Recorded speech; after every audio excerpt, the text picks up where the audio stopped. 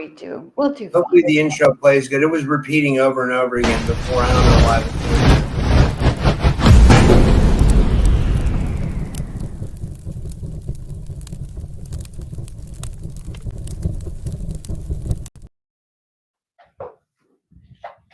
I have the wrong glasses. Hey guys, welcome back to another episode of the Typical Skeptic podcast. Today we're going to be getting into the galactic lifestyle with my friend Lois Macaulay. Lois has been on the show before, and she talked about Eurythmy and Lemuria and esoteric wisdom before. We'll get into a little bit of that today, but we're mostly going to be talking about her galactic lifestyle. And I wrote in this esoteric deep dive. I'm joined by Lois Macaulay, a lifelong practitioner and teacher of Eurythmy, the sacred movement art of Rudolf Steiner's Anthroposophy. She currently teaches Eurythmy at the Rudolf Steiner College in Canada, helping train the next generation of Waldorf educators. Lois began her journey in 1978 at Spring Valley Training School, continuing in Nuremberg and performing professionally under the legendary Margarete Proskauer, where she also worked on costuming and lighting design. In addition to teaching, Lois lectures and leads study groups exploring the spiritual science of Anthroposophy in Toronto. Her Atlantis series with Grant Davis captivated listeners last year, and her upcoming series on Lemuria promises to go even deeper with humanity's forgotten origins. And I'd like to give her a big warm welcome back to the show. Lois, thank you so much for coming back on. How are you? I'm great, Rob. Thank you for having me on. We had a little mix-up with our titles today. I'm preparing Lemuria with Grant Davis again shortly, and maybe we can come back on when I've got it, dialed in. There's a lot of information. I have to have it really fresh. Today, I wanted to talk about galactic lifestyle and to give our people a feeling that there is a lot of historical support for what we're trying to do with ET contact and evolving into a cosmic way of living. And that I wanted to tell a little story about Alan Noonan, who in 1954 had contact.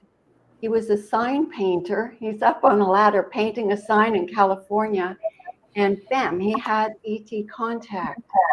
And they instructed him on, he was changed instantaneously, but they instructed him on where to go to, have an actual meeting and out in the desert and so forth. So he eventually did meet with what he called the Galactic Space Command.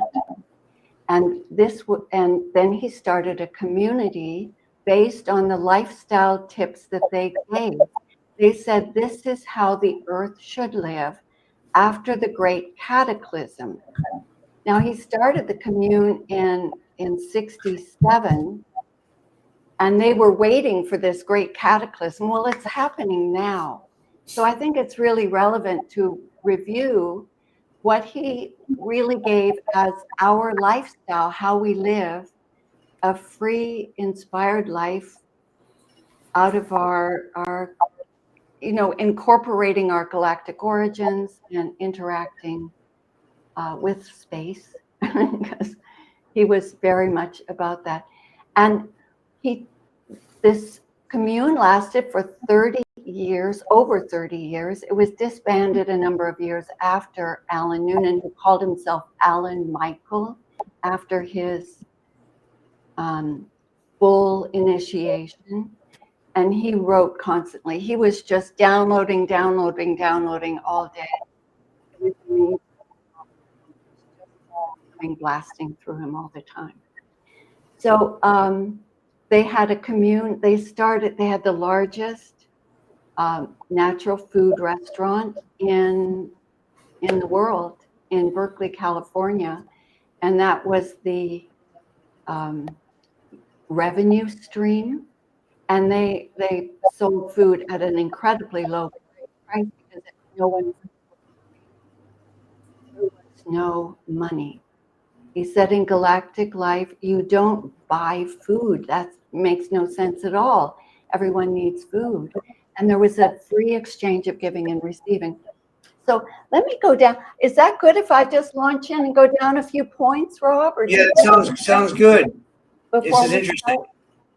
So this was intended as an inspiration to our group to live what they know as a lifestyle that supports cosmic consciousness.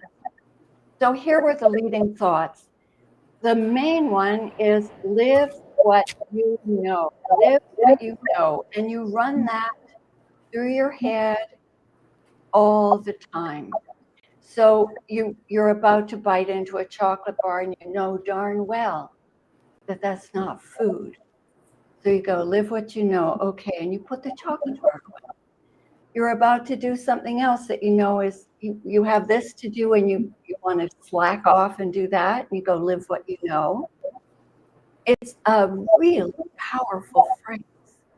And I think it all the time. Just, you know it. Inherently, we know everything. So just don't let yourself get off living what you know.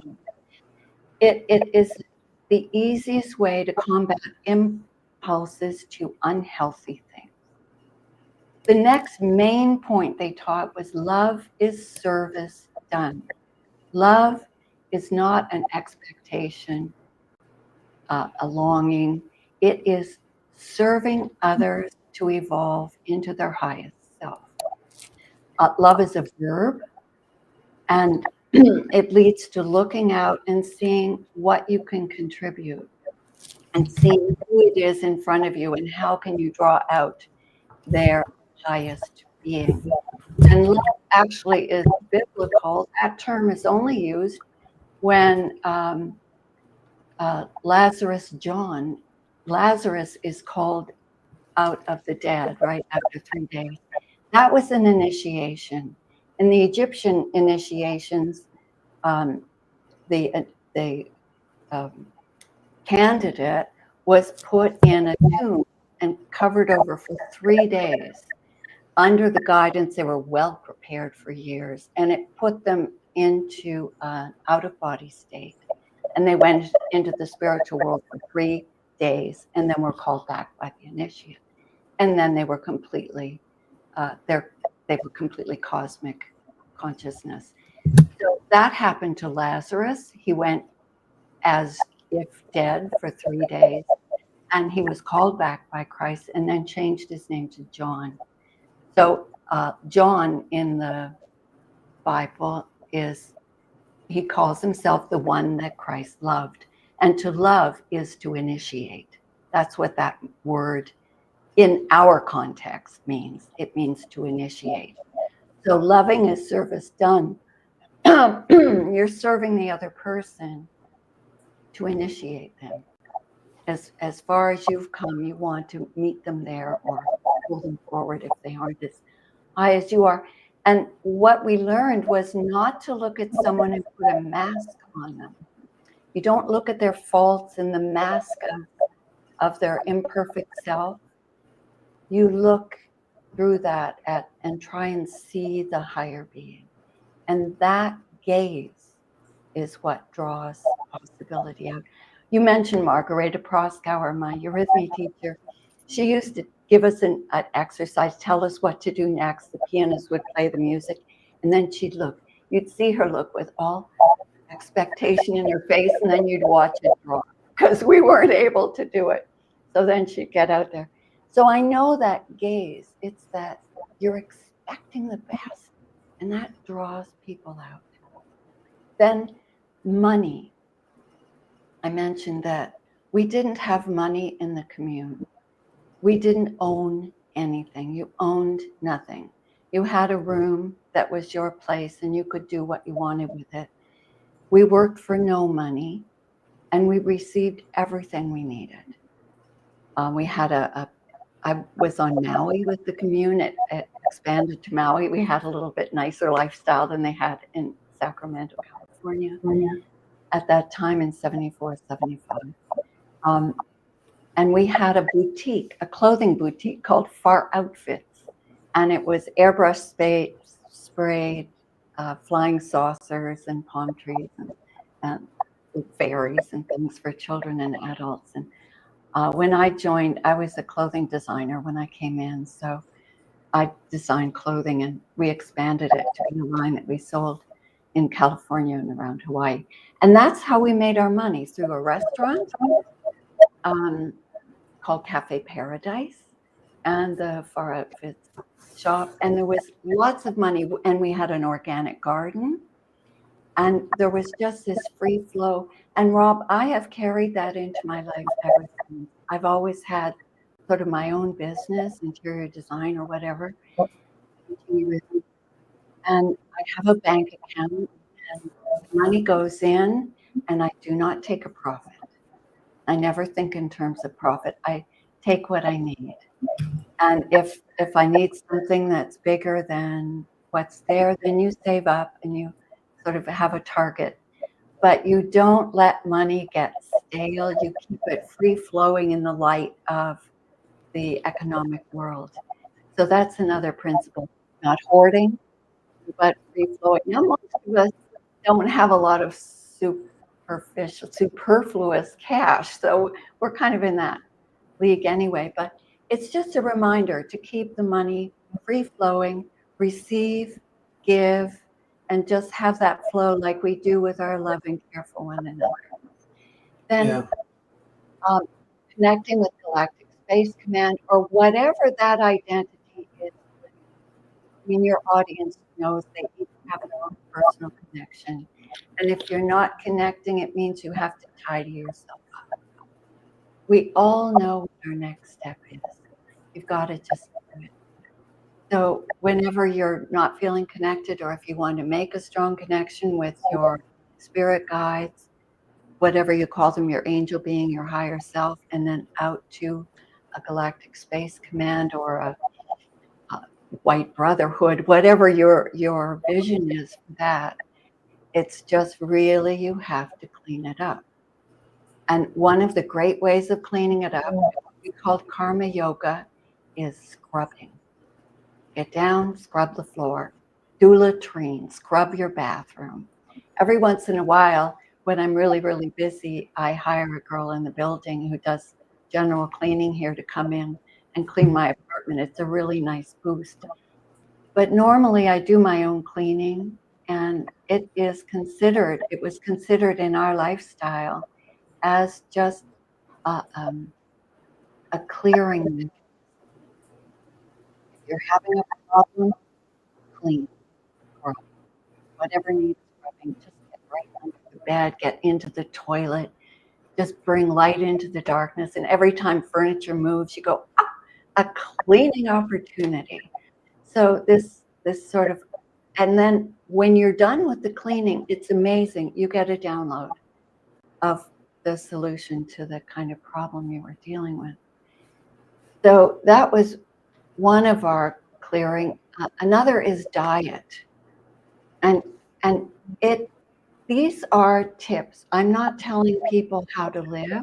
I'm just reporting of this galactic lifestyle, but also this is the requirement for the mystery schools. You don't even get into the first level of a mystery school unless you are vegetarian.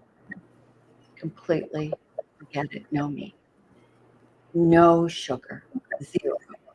No alcohol, 0. And now, are you ready for this? No mushrooms. Not even the kind you put on your omelet. No mushrooms at all. And no peanuts. No peanuts. And these are, again, I'm not telling you what to do. These are suggestions. And I think you'll find if you're having trouble muddying, not clear, not connecting, try 3 days without sugar, without alcohol, without mushrooms, without beans. No beans. It's really weird. Why no beans and no? Some of these things are strange. Like, why no nuts, no beans? What's bad about that? Nuts are good. Nuts are wonderful because they're tree fruits. Peanuts are not tree fruits. They're roots.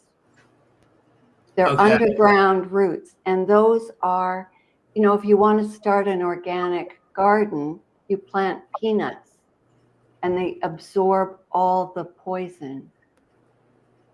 Peanuts absorb toxicity. Wow. That's huge. I never knew that. They are the little toxic sponges. So there are two reasons not to eat them. One, they're subhuman realm. So you're taking in a doorway to subhuman demonic spirits. And if you're eating hazelnuts, you activate the brain for cosmic consciousness. Nuts are great. Almonds and bananas, those two together give you all the nutrients you need. So there's nothing wrong with fruits and nuts. And the beans, again, they are food from subhuman elementals. So it apparently, now this I heard years and years ago, above the doorway, with the guardian of the threshold, to get past the guardian over the door, it says, "Do not eat beans." Wow. It's crazy. It's a picture, but I suggest that people try it. I have a question. It's an old organic food, but try the rice with veggies and nuts. Hazelnuts instead of beans. What about marijuana? Marijuana is a sacrament. Marijuana is a sacrament. It is how you use it, what consciousness you bring to it. You bless it, you bring a consciousness to it. And if it's not being used as an escape plan, but actually for the purpose of searching out an issue, it is the sacrament. And also remember Kathy O'Brien? Yeah, I had her on my show. She is amazing. Kathy O'Brien, I learned something really important from her. She said that it broke her programming. Remember that? And they were told in the programs not to smoke marijuana. They could have LSD, they could have, I can't even think of the name of that white powder that they get into. Anyway, cocaine. They could have cocaine, but they weren't allowed to smoke marijuana because it breaks the programming. And I feel that, we're being bombarded by programming mentally these days. It's just being broadcast to us at all times. You don't even need your cell phone to be broadcast, what do we call them? The powers that shouldn't be programming. And to break that, it's just a tiny little bit of marijuana, not to get wacko high, just a little to lift, breaks the program. Wow, I love that. Yeah, Kathy O'Brien gave me that bit, but we use it as a sacrament in the commune. And milk, just to slip into food, milk is wonderful if you're a healer. I know so many of our audience are healers. And this is from Rudolf Steiner. He said that eating milk products is really good when you are performing as a psychic healer, as a spiritual healer. That is our food and grounding. It really sort of settles and opens for that kind of work. Good water, really good water is important too, of course. And also allergy testing. To keep clean, you have to test for your allergies, and that's the live what you know, because you might know. For me, it's tomatoes. I can't have tomatoes, or my joints in my knees seize up and my fingers start to hurt. It's like as if I have these joint issues. And then, so I look at a pizza and I go, "Oh, that's so good," but I can't eat it because I can't have tomato. So you just have to run your program. Don't do that. I'll pay for it for several days, and it stores up in the joints, and you have to really work it out again. So what else? Thoughts? The governance. The governance of the commune, there were no people in political office. It rotated. And everybody rotated through taking charge of, say, making up our schedule. We were each on a schedule, and you were scheduled into cooking, gardening, childcare, working in the restaurant, working in the store, sewing the clothes for the store, all these different activities. And when I was good at sewing, so I was the teacher in the sewing school of experience, and people who didn't know that were the students. And then I was a student in the organic gardening, and they wouldn't let me be in the restaurant. I was such a bad waitress. I always forgot everybody's order. So I wasn't even allowed to be in the restaurant school of experience. I gave up on it. But that is that sort of giving and receiving. And I think we all find our way into that naturally, that you have to figure out what it is that you're good at that other people need and you can contribute.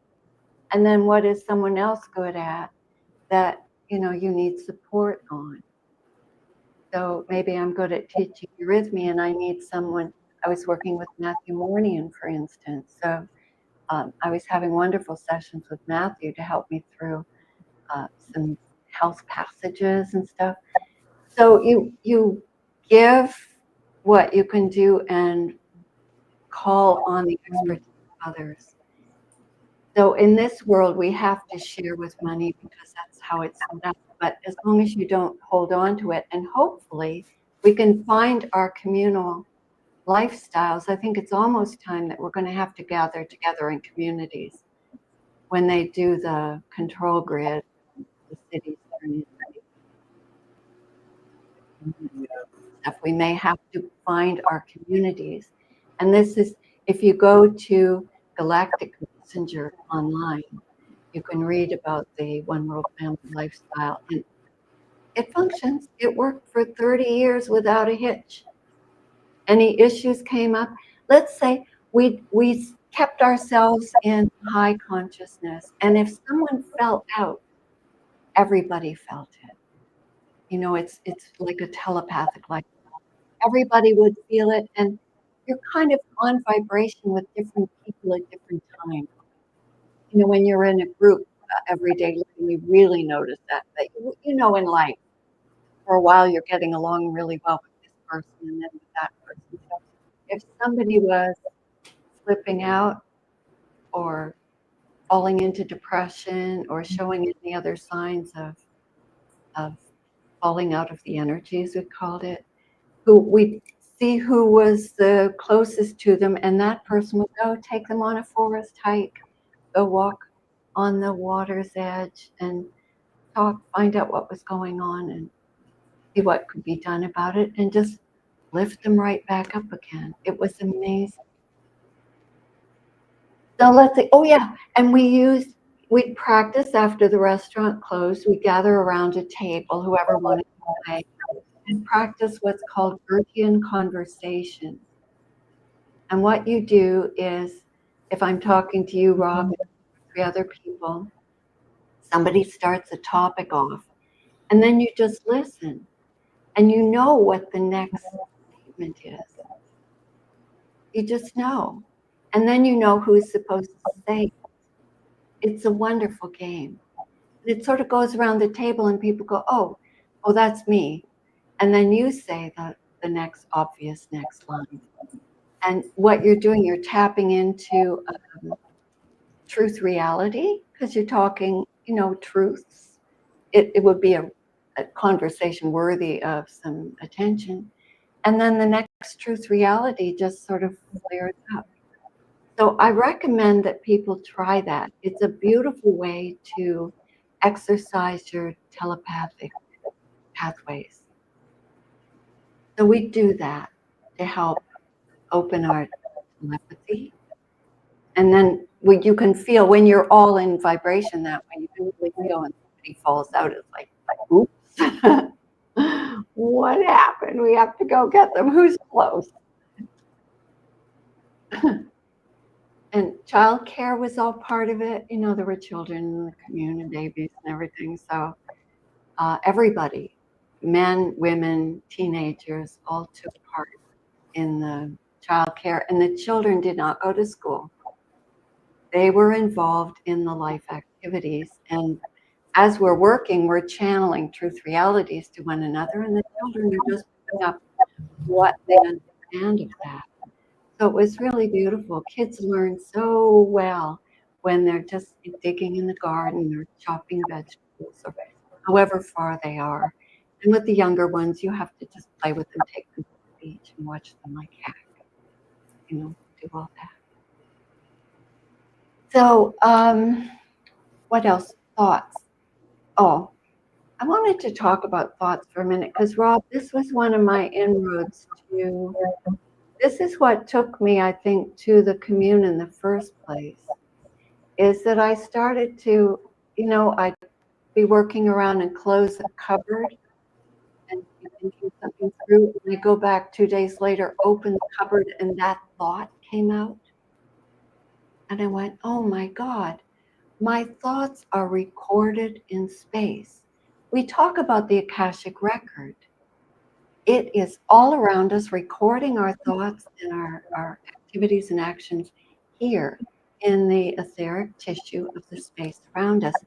You know, have you ever noticed? I know there's one road that when I drive along, I always think about my brother when I'm driving down that road. So it's sort of, oh, right, I wonder how my brother's doing. It's that thought was sewn into that place in the road. And every time I go down that place, it jumps back out at me. So it's always important, too, if you go to a new place, be very careful what you think. Because especially if you're moving home, when you go into a new home, you have an opportunity of recording all new thought beings, entities, realities. They are actual spiritual beings. Thoughts are spiritual beings. And I'm working right now on Saturday afternoon on Eurythmy, on the planets, and the spiritual beings who live on each planet, the planetary intelligences of Saturn or Venus or Mars. And it's really fun. And I do a lot of research from Steiner. And so we just did Saturn, which is a toughie because, as you know, Saturn is behind the dark brotherhoods and things. So we had to go into some of the fuzziness. But the Saturn beings are called thrones or spirits of will. And that's where I found out. It's always been a question to me. I know thoughts are things. I know my brain is a radio headset. And if I tune up, the level I tune my head to is the kind of thought atmosphere I'm tuning into. So if you're in low thinking, which sometimes I start thinking about horrible things that are happening with what's happening to children and so forth. And I go, okay, you know that, we have to take it in and understand it, but now just go up. And then I place myself in the thought world where I need to be. So these thoughts are seeded by the Saturn beings. And one day I would love to have conversations with comparing what the mystery schools call these spirit entities and what people are witnessing when they are meeting these various spiritual beings. Because I know there's a crossover. I'm not entirely clear. Anyway, the thoughts are not only do we receive thinking from whatever band we're tuned into, but we're seeding them. So we are working at, as we're living our lives and as we're working spiritually, we're seeding thought pathways for people coming behind us who are waking up. And when you think a thought through, send it out as a deed, and you can form a spiritual pathway. And the more all of us do that, what happens is it just sucks people's thinking into these thought pathways. And this is while they're seeding all of this mind control and this be very afraid, we are seeding in the turn on your light, love and lift and support one another, and everything that we send out. So everything we did in the commune, no matter how trivial, even if you were washing dishes, you did it as a demonstration for an archetypal high way of washing dishes. How can we really best, and what are the thoughts we can seed into cleaning and using soap and hot water, and what goes into that, and just putting up to cosmic thoughts, no matter what you're doing. So you can 24/7, although we fall out of it all the time, and I'm not saying that I'm conscious all my waking hours, absolutely not. And I'm a total screw up. Like everybody else, things go really well and then they really screw up. It just happens, life happens that way.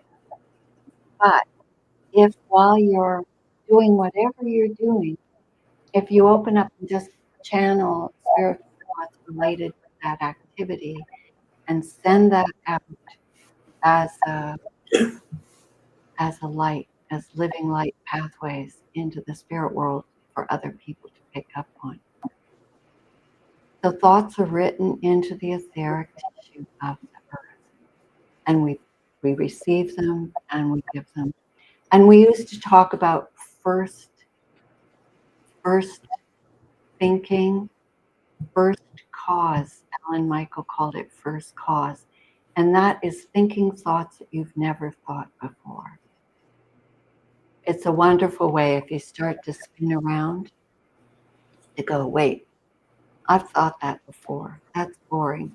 Where am I? What am I doing? What can I tune into and think a thought that I've never thought before?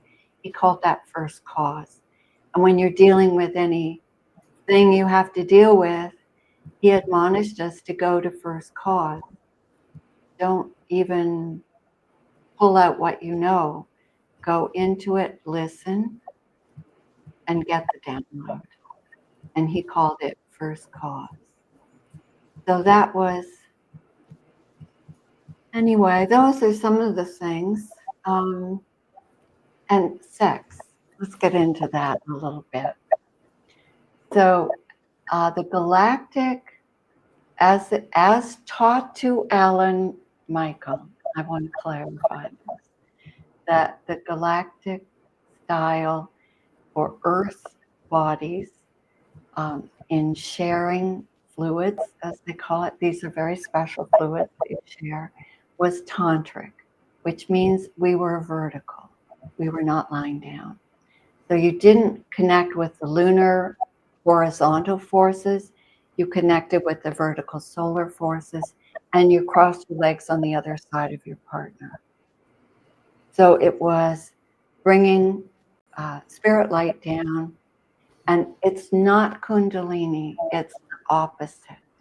That's something I really need to clarify. The old style is drawing from the bottom up, and that is of a previous era. And again, adjust this through your belief. And people are at different, you can think you're going on a big side trip, but that was necessary for you, or you're working on something else. I'm just reporting on this galactic lifestyle and how it was delivered by the Galactic Space Command. And that was to sit in lotus position with your legs crossed around your partner, stay vertical, and really in open, loving, all heart chakra, of course, mammoth, but all chakras open, exchanging on every level and feeling that angelic force. The angels are actually the beings who are in charge of sexuality. That's the angel beings. working through the moon. The moon is the furthest point out into our solar system that the angel beings work. The beings who are one grade higher than human, we are developing our angelic selves. So they operate from here up to the realm of the moon, and they're in charge of sexuality. So you draw in an angelic force, a spirit light force, and two people working together as a partner in this way form a new angel. Actually draw a new angel. The two angels together bring in another angel. So this was our way of exchanging, and you consciously exchange fluids, oddly as it sounds. Fluids are very sacred. You know, the blood is the carrier of our ego. Our ego lives in the blood. It's very important fluid. It is the ego consciousness. It's our consciousness lives in our blood. I think that's why taking away some of the blood, you're training consciousness or bringing consciousness. And the lymph is also the etheric body, lives in your system. It's the force of the vital forces in the lymph. And then what balances out the male and female are in the vital fluids from sexual exchange. So that was always considered and spoken of as a very high tantric, loving, cosmic exchange, because already, I think this is why sex has such a charge around it. It's the only way a lot of human beings actually connect with anything spiritual is automatically you've engaged angelic beings. Whether, angelic beings are in every kind of range of personality these days that human beings are. So it's what kind of angelic forces you're bringing in is what you carry into that. So, I don't know. That was what I kind of wanted to bring. And let's see. Yeah, so that is how we lived. And the commune members are still around. They're not living in a singular place, and I stay in touch with them. And it's really fun to talk to these people because they're blasted open. They're really amazing beings. That's awesome. Someone had a question. Kriya says in the audience, she says, are thoughts like separate entities? They are indeed. Their thoughts are beings. They're actually entities, yes. And do you know the term, what is her name? Kriya. Kriya. Do you know the term egregor? Yeah, I know. You know yeah. egregor? That's when a thought has been thought through so many times as an understanding that it forms a very powerful being. They all form beings, and what we want to do is form like that, live what you know, is forming a thought being that's very positive and can just sit behind you and help you out. Whereas an egregor is like an egregor around marriage. People go through at certain times and periods, however long they've been together, they have to go through these various egregores. You get these stupid thoughts into your head that have nothing to do with your relationship, and you have to identify them and go through them. So they're around all our social structures. So I think thoughts as beings are easiest to tap into when you tap into egregores. But I think you can, it's that old joke, get behind me, Satan. When a thought comes into your mind, look at it as a being, and further, look who's talking.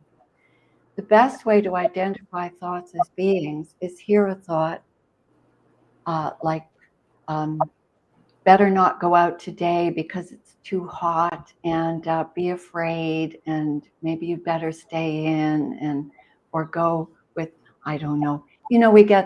I know women, sort of suburban married women, get into all these fear thoughts. You hear them, they're running them down. They're all thinking the same thing, and you go, oh my God. Look at the thought when it comes in your head, and you know it's not you, thing you would never think. Look through it and meet the being. That's the best way to handle thoughts. And the good thoughts you can do that with too, and that's really amazing. You can meet very high spirit beings if you go through the high thought. I have some good questions for you that I got from the. It says, you say you talk about live what you know is a central mantra in this document. How does that principle help someone overcome fear, temptation, or doubt in practical life? Okay. Well, live what you know. We know that fear is a low programming. I do not live in fear of any kind. Fear is a program. So if you feel afraid, you look at that feeling and say, I know that fear has nothing to do with higher consciousness. It's from a negative spirit being. In Rudolf Steiner's work, we label it as Ahriman. It's sort of a way to identify the being behind fear and power and control. So when you feel those feelings of fear, what were the other feelings? Fear? Fear, temptation, or doubt in practical life. Temptation is the other side. That is Lucifer. The Luciferic beings are the tempters. So if you're looking at, for me, it used to be pastry. I loved pastry. Oh, I love pastry. You know what? I'm on this crash diet. You know, I especially I tried getting in shape for the conference. It didn't work. I lost a little bit of weight, but I mean, I got to lose some weight. And then, my thing is like, I was walking today. I was getting some exercise, and I was like, you know what? I'm going to treat myself to a donut. I should have never did it because I'm the same way as you. I love like donuts and pastries and stuff like that. Like it's like my Achilles heel. You know what I mean? Well, that and pizza. I love pizza too. But I mean, like, who cannot like those things? You know what I mean? No. They're horrible. That is not food. White flour that's been completely denatured is not food. Yeah, that is not actual food. Sugar is not food. Yeah. There is a sugar demon. Sugar is so addictive. It's so addictive. It takes me 3 days if I eat I order a plain scone because it's the only thing I can find to order someplace I am with a friend. I bite into it and go, oh, it's got sugar in it. It takes me 3 days. I fight those thoughts. And it's not even thoughts. You're looking for sugar. And you have to say, live what you know. Sugar is a demon, and the sugar demon is especially powerful. But 3 days of saying no, you don't even have the thought anymore. It's only 3 days to look. And what we used to do, there was Lois and Alice in the commune, we had what they called bakery karma. So what we do, we go into the bakery shop and we look, and you'd see a croissant and you go, I remember exactly how that tastes. And you taste the croissant. We're psychic. You just tune into the croissant and I know what that tastes like. Oh, cheesecake. And we taste the cheesecake. And then we'd walk out because we knew we couldn't eat it. But if you want a donut, Rob, you know what a donut tastes like. Yeah, that's true. Put the taste of the donut into your mouth. It's actually Venus. You're tapping into Venus. Venus is the fluid in our mouth that we taste, the chyle. Delicious. Taste it, eat it psychically, and then say, live what you know, and just don't do it. Yeah. You will be amazed at sugar demons are very powerful, and sugar it's an incomplete molecule. It goes into your body and robs molecules from your body to complete itself again. It's a thief. It goes in and steals the good components of your body, your bones, your teeth, your organs. It completes itself by drawing out of the body. It is undermining your organic integrity. So just look at sugar and go, do I want to poison myself? Do I want to rob my body of this vitality that I have, these complete health? No. Chocolate. I know what chocolate tastes like. Let's add a little coconut in the chocolate. And then you taste that and you feel that. And then go, okay, swallow it, move on. Can you eat it if it's made of cacao instead of chocolate? Chocolate is so bitter, it requires sugar to even eat it. Yeah. Forget chocolate. Okay. I was lucky. I was diagnosed as a teenager with a chocolate allergy. So right from a child from home, my mother always took us for allergy testings. And I was never allowed to have chocolate, so I never developed a taste for it. So I look at chocolate, or people give me chocolates. It's lovely. I serve them with tea or coffee with guests, or I give them to the concierge or something like that. And what was the third thing? Yeah, temptation. Any temptation, you look at it, you look through the thoughts. The thoughts come into your head. Was the last one. Sorry, doubt was the last one. Doubt. Oh, that's a deep spiritual thought. That's very deep. Now we're on like the third grade of the mystery schools. To face doubt. Steiner says if you look at doubt, you have to look at your doubt in your spirit guidance. We have spirit guides. We're doing what we have to do. We're going through what we need to go through for our growth, and just have faith in the future, have faith in your spirit guides, and picture doubt as a hideous little green monster with horrible spiky teeth, and you feel doubt and you see this little guy going, yeah, I got you.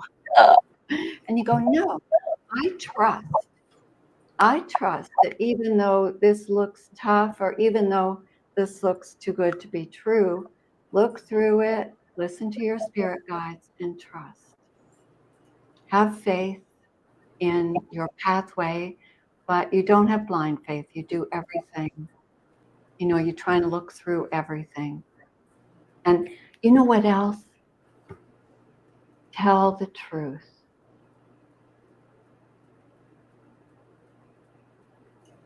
So easy to say, and I get caught up in it too. You get into a moment that's embarrassing to say it, so you say something else. Either don't speak or tell the truth, but you've got to tell the truth. And if every time you lie, you damage your spiritual health, you damage your spiritual self. And if you always tell the truth, I know people who are very confused about what's true in the world, what we're being told, what's lies, what's truth. We have just like we have a sense of smell and we have a sense of hearing, we have a sense of truth. It's actually a sense within us. It gets muddied when people lie. We have a sense for the truth. And if you tell the truth, if somebody's lying to you, you just look at them. Yeah. Sell that down the block because I'm not buying it. And you can see through things like that whole thing we went through 2019 to 2022. Yeah. It's a real dividing line for people who could see the truth and people who believed the lies. It was amazing. We lost a lot of friends, but we have to support those who are here now. And just what I'd like to do is just encourage people to not, well, don't do what you know is wrong. Don't do it. Look at it and go, that's stupid. Why would I do that? I know what's going to happen. If I eat that pizza, first of all, it's got cheese in it. And with my body, it'll tie me up for a week. It'll take, I can take as many little Senna pills as I want, and it'll still take a week. So I look at the pizza and I go, delicious, but I can't eat it. Even the ones without tomato in them. And if I eat tomato, my knees seize up and I can't walk. I feel like I've got arthritis. So know your body, know yourself, and if you're having a weird reaction, tune in. Your body knows what the poison was. Tune in, listen, then try eliminating it, whatever it was. Eliminate it for 2 or 3 days, and then you'll know if that was it or not. Can I just say, something, Lois? You're a great example of how someone should live, and you have amazing willpower. Like, you have amazing. I think you're pretty amazing. I mean, honestly, you don't see too many people like that in this world. Like that like can actually stick to. That I think that's very motivational for people. I guess that there's it's yeah. So in the West, our spiritual path in the West is the training of the will. That's what it is. It's a training of the will. You have to will yourself to meditate. And I highly recommend picking 1, 2, or 3 times a day and just go at noon. Doesn't matter what I'm doing. Sometimes you have to do it at 11:30, sometimes at 1:15, but noon, do a meditation. At 12 noon, the spiritual world opens up. It's a really great time. Before you go to sleep, meditate, go into sleep. And I'm very bad at this. I know it, but I do a meditation, then I get lured into, maybe I didn't see your podcast that day. So I'll watch a podcast and I see one and then I see 2. So I'm talking to myself here. What I'm working on right now is my closing the day discipline. Not that good at them, but I'm working on it. But morning, I'm good at morning. When you wake up in the morning, it's really important to come out of sleep into the consciousness really carefully. Really do that descent slowly and carefully. And the messages just before you wake up are always the really good ones. Your spirit guides tell you really good things just before you wake up in the morning, and try and carry those through with you. They're great little what to do todays. And I say, the light of the sun brightens all space when dark night is past. The life of the soul now is awake from deep restful sleep. O thou my soul, give thanks to the light. Within it there shines the glory of God. O thou my soul, be active in deeds. And then I start the day and I get ready. And then when I've had some coffee and can focus, then I do a meditation. So you've got to meditate. We know that. And that's another one of those, live what you know. And if you miss a meditation, you're just gentle. You say, okay, I screwed up. We got a question. Jason says, what's Lois's take on salt? And then Andreas followed that up. Andreas says, great minerals, salts, great question. Okay, I think we've been fed a lot of untruth by the great deceivers, the liars. And,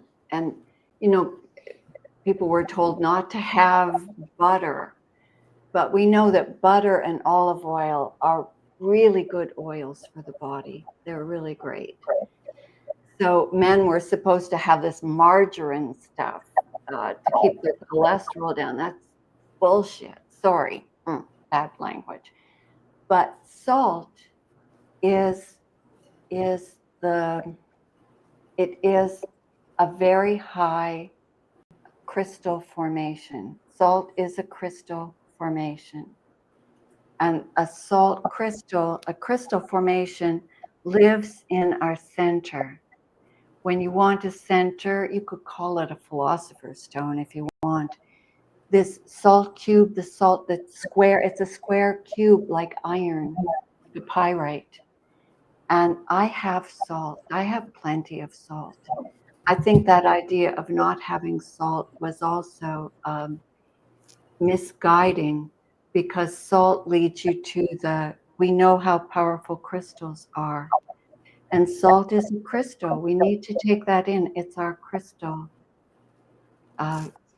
cosmic consciousness, crystal center. So yay, salt. Minerals, yes.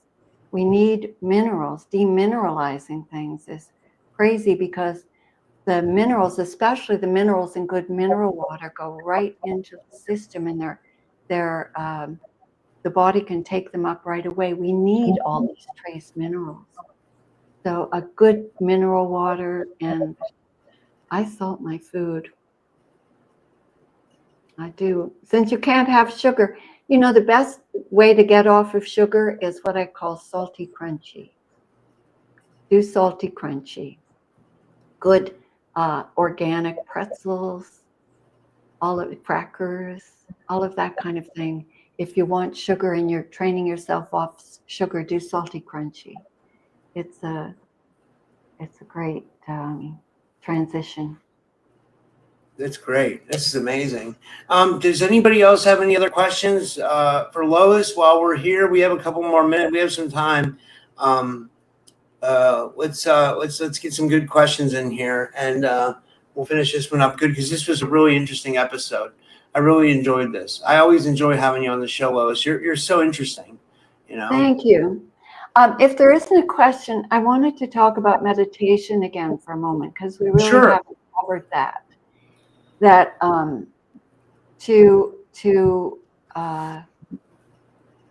There's a little meditation that I do, that is to first you clear your mind, of course, and then you free your soul life, liberate your soul life, and then feel the peace. And I like to imagine that that opens up my center. That crazy expression, a bird cage is bigger on the inside. I feel that my rib cage is bigger on the inside. So I go into my rib cage and into my center, and I picture a beautiful pool of still water in a giant goblet. It's been used a couple of times in our movies, our sort of fantasy films, where the powerful women will go up and see a fountain or a pool of water in a great big goblet. I picture a goblet, a grail inside of me with a pool of still water in it. And I just feel that beautiful still water. It's a great image. The body understands pictures. So I give that picture to it. And then with my feelings, I imagine how it feels to be in love. And it's sort of stupid, but you think, oh, I'm so in love. I love my puppy. I love my boyfriend. I love my brother, whatever it is. And just seat yourself with the feeling of love and see how long you can sit in it. And that is a really easy little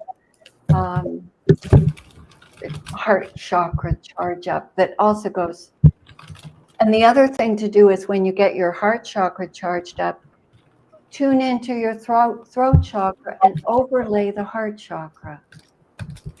Tune into your third eye and feel what your heart chakra feels like, and put it into the third eye, because we were taught in Eurythmy that eventually all the chakras melt down into heart chakra. So you get 7, 8, 10, 12, however many you picture, they're all heart chakras. So another really nice exercise is feel your throat, and then feel your heart, and take your feeling of your heart and feel your throat. So there are all kinds of really nice things to do with meditation. The Western meditations are active. They're not just empty and staying empty. You're active. And do we have a minute? Do we have any other questions that I wanted to share? We have two. We have time. You can share. I'll just read the questions at the end. Okay. In Eurythmy, there are protections that we can do that shield our. Eurythmy is the art of the etheric body. So you treat your physical body like your etheric body and your astral body. Your physical body is your etheric body. Your astral body is lifted up into being as ethereal as a flower, no longer has desires that aren't helpful to you, and so on. Your higher self is your ego. So you lift yourself up into that, and I call them my 3-letter agencies, because Eurythmy works with the sounds of speech. And we work with the sounds like A, E, O, U are the vowels, and those are each a planet. A, Venus, A, Mars, E, Mercury, O, Jupiter, U, Saturn, U. So we work with E, A, O, and those are the 3 soul capacities. And even the most, sort of stern male anthroposophical lecturers do E-A-O every day. And then I'll show you Aum. I'll show you E-A-O and then Om. Om is a 4-letter agency. We have the bad ones of those too. So let me show you. This is E-A-O. So you stand, I'll see if I can do this. You stand with your feet really down warmly in the ground, and you feel like the bottoms of your feet, that earth star chakra, the bottom of the feet, just before the ball of the foot, between where the arch is coming down into the ball of the foot, there's a point right behind that where you can actually go with your consciousness through the feet into the ground. And then just feel like the ground is warm under your feet. Your feet are actually warming the ground. And then with gratitude for the solidity of the ground, we push against it and send a beam of light right up through our body, through the top of our head, and project it to the ceiling so that I'm in a column of light. I have to for me, I have to drop my hips and reach through my head, and shoulders wide and dropped. So that is our E. That is the I am presence. So you feel this stream of light flowing up, down through the center of your body. And then you lean back on an angle. So you're moving the spot back on the ceiling and keeping the column straight. And that is to be in wonder, to wonder at beauty. That is Venus. So E, Mercury, the messenger, spirit messenger, straight up. You open your arms and you lean back. And then O, you lean forward, stream your soul warmth in front of you, and make a circle with your arms around it. What we do is we stream way out around and enclose it in a circle. That's the O. So we have E, A, O. And that's E is our thinking tuned up. A is our feeling tuned up, our sense of wonder, so that you enter a room wondering who's there instead of entering the room wondering who's looking at you. Very different attitude. Lucifer is always going, who's looking at me? Aren't I gorgeous? And a conscious being would walk in the room and go, who's here? Who can I help? What's going on? How can I lift the energies? So does that. So that's and O is the hug. That's where you reach out and embrace the world. So you don't want to run away. Life is coming at you. You embrace it and do your best. Whatever comes at you is your karma. You have to just embrace it and do your best with it. Sometimes you screw up, but that's okay. That's how you learn. So E, A, O. It tunes up your thinking, feeling, willing all together. So now I'm going to jump into the Aum, because with this exercise, no attachments can get in. No spirit entities, no negative attachments can get in. This is a shielding. So what you do is that awe, you reach up with the awe. And above you, open in wonder in the space above you. And then you make the O above you and slowly bring the O down to the bottom. So I'm doing Ah, O, down like this. And you make a cupola, you make a shield. And in Eurythmy, when I'm gesturing here, the etheric body is always making an opposite equal gesture. So when I've closed here and I'm bringing it down, you feel your etheric body doing the equal and opposite. I know our psychic friends will feel this. As my arms go here, my etheric arms are going behind me. And then you make the Saturn sound, ooh, very narrow. You stream your whole warmth out and take it all the way up again. So we're Ah, O, and make a cupola down. You open to positive spirit beings and then have them protect you. And then the deep Saturn, take it up again, streaming the Saturn. And then you bring your arms down and just taste the space around you. It's the M. And you picture yourself in a blue dress filled with stars, and you go all the way down and put your hands on the ground. That's the M. So Ah, O, U, and then a dress of stars all the way down to the ground. If you do it 3 times, and I do it when I'm riding public transit without using my arms. I just do it in my imagination. I feel, oh, I've opened to the space above me. I've made that cupola around me. Now I'm streaming a narrow stream going right up, a little zipper going right up, and then M coming all the way down. Let me get rid of this.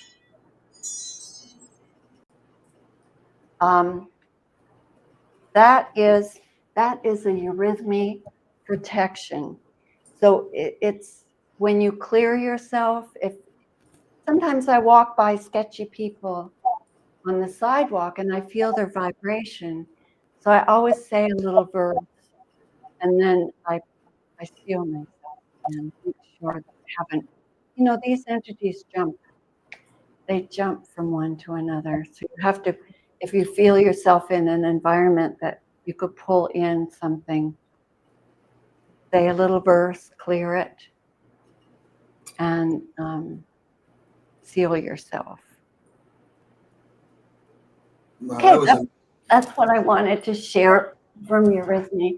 I do a course out of Chicago from a group called Threefold Man, and that's where I'm doing my things like this. We did 5 sessions of Eurythmy meditations for meditation and protection. Wow. And now I'm doing the planets. We're doing 7 planet sessions, and probably the zodiac next. So it'll be fun. Wow. That's amazing. Okay, so we have a couple questions. This one's from Puck Elf. He wants to know. He says, "Does she have any thoughts on Luna, Lux, moon tides as a goddess?" Oh, the moon. Of course, there are The moon has its intelligences. The moon, we know the angels, the hierarchy of the angels, the next hierarchy above us, the more evolved beings next above us are in the moon sphere.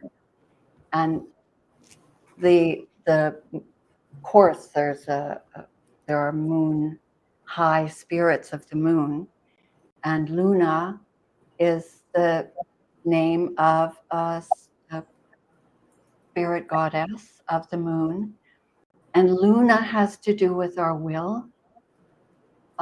She's a lovely being.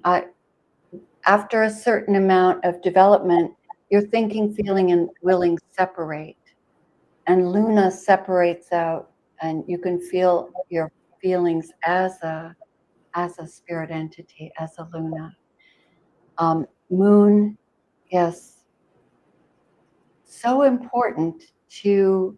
I go out and moonbathe and look at. I look carefully at the moon when it's full and get what the moon feels like, and you can really tune into that if you take in what the moon looks and feels like so deeply that you can, at will,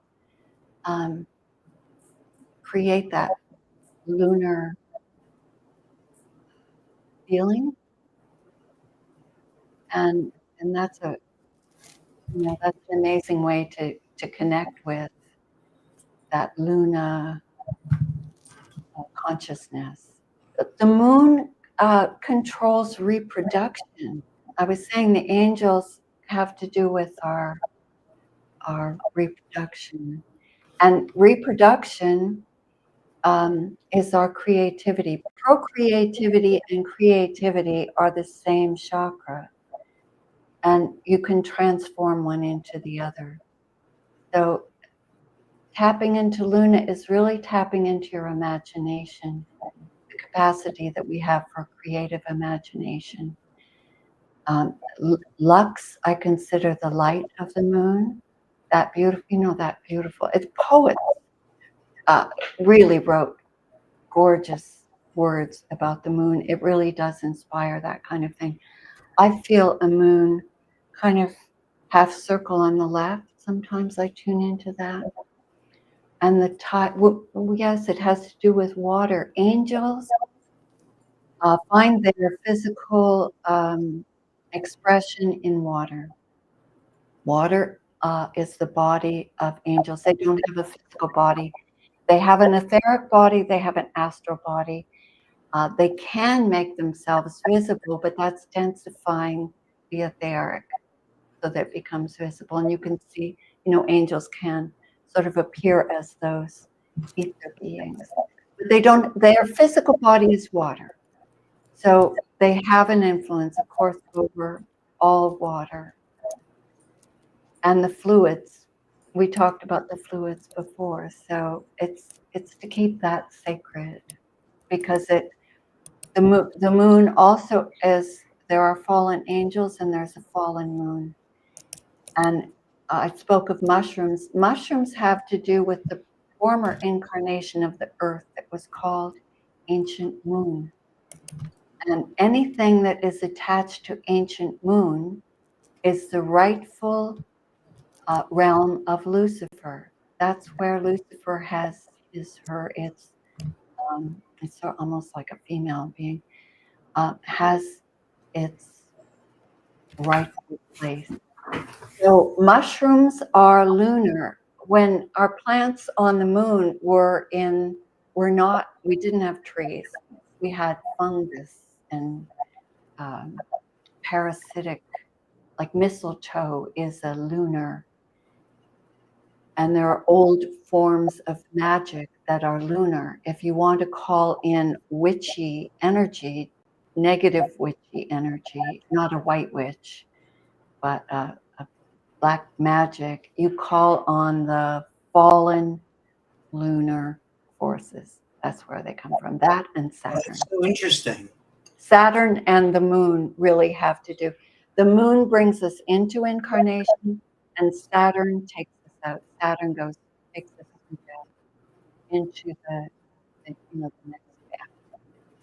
So the moon and Saturn balance each other. If you're feeling depressed, it's too much Saturn, go have a moon bath or tune into Lunar Lux, soak in water.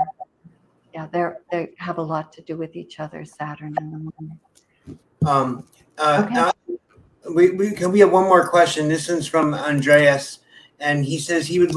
I know you said you want to do it in a presentation, but maybe you could give us a little teaser about Lemuria. He says he would love to hear about anything about healing, Lemuria, crystal tech, etc. Any info is good, he says. Okay. All right. Let me launch in. We'll have to do something if Rob's up for it. I'm about to do Lemuria online presentation with my friend Grant Davis. It's nice. We have a sort of a back and forth male-female thing going on with our presentation style. But Atlantis is crystal technology, is Atlantis. In Atlantis, we had a very highly evolved technical race. There were 7 sub-races of Atlantis. So but the beings went from being plasma bodies. The densest they were like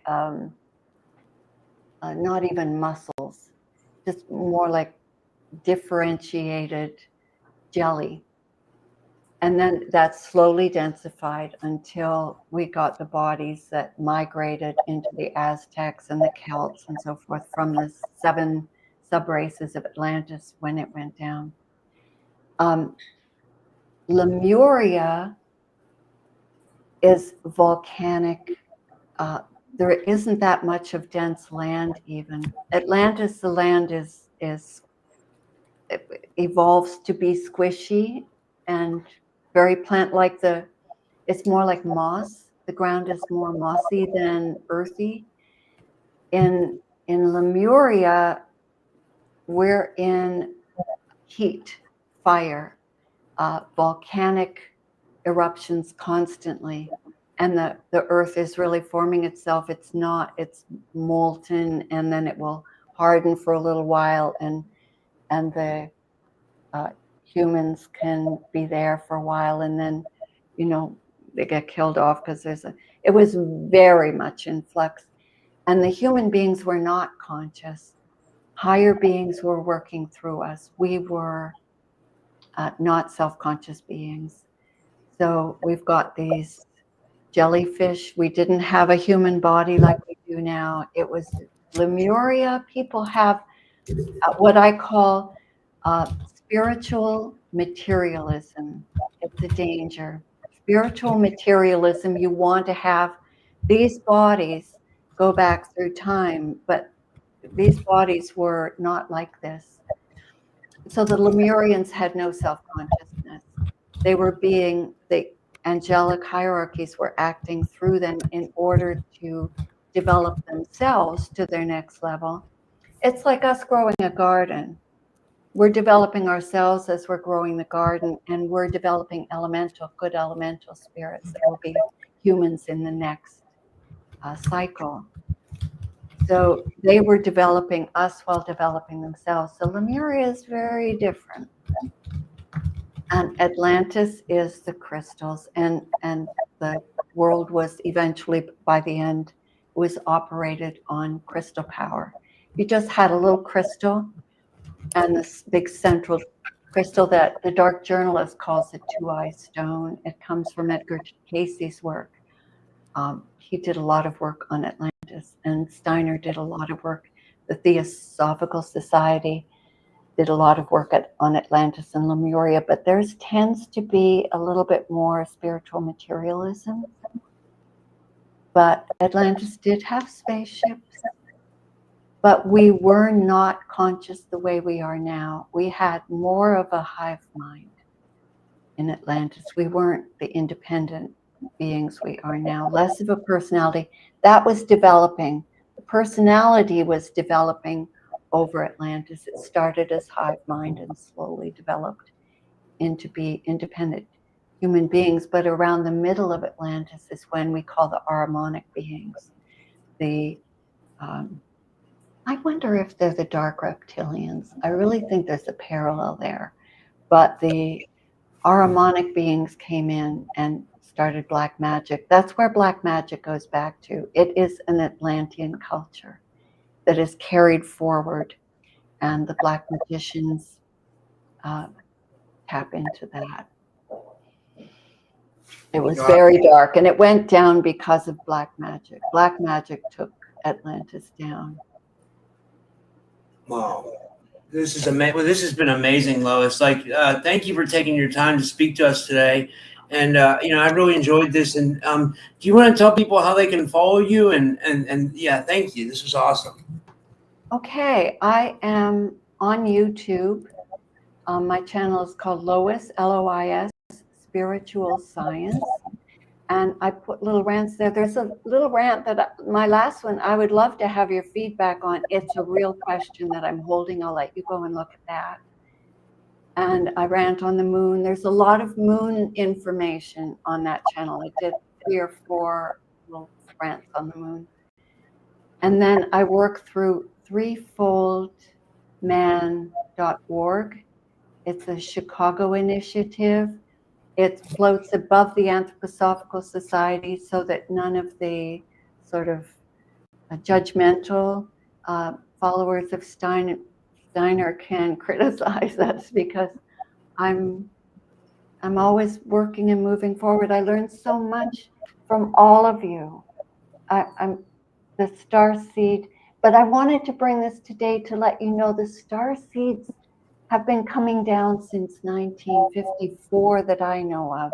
And the One World family was only one commune. There was the family, there was the garden in Ireland. We were one of, and the commune spoke with one another. These initiatives have been solid and steady, and they are seeded into the cosmic consciousness of the earth. So feel supported. We aren't out there entirely on our own. There is a lot of work that's gone behind us that we can build on. So, yeah. All right. Well, thank you. Thank you, very for tuning in tonight. And I'll be back tomorrow with more shows. I'm back to the normal schedule now. And yeah, we'll see everybody tomorrow. And thank you so much, Lois. And have a good night, everybody. And take care.